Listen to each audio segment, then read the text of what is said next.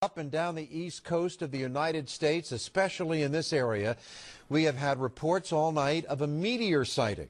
Now, many of you have contacted us by email, Facebook, and Twitter, telling us what you saw, and there was great consistency in your descriptions. Well, let's go to meteorologist Cecily Tynan at the Action News Big Board. Cecily? And Jim, it wasn't a bird, it wasn't a plane, it was a meteor, and I know my Facebook page was lighting up, excuse the pun, with reports of this, and we do have some surveillance video. This is from WUSA. It's surveillance video from Maryland, and you can see a very vibrant, very large meteor streaking across the sky, and this isn't the only appearance of it. We also have this still shot. This is from Massachusetts. You can see the meteor much higher up in the sky from West Brookfield, Massachusetts.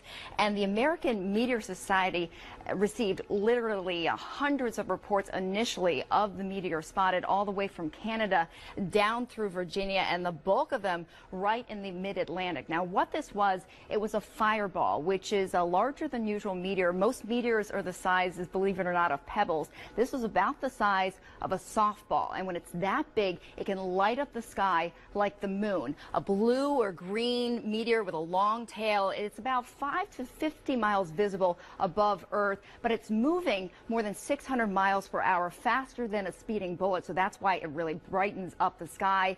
99.99% of them disintegrate before they hit the ground, so probably won't find a big hole in the ground. I'll talk about something else falling from the sky next week, though. Rain and snow coming up in the AccuWeather forecast. Jim? Of course, that meteor could have landed right in the ocean as well.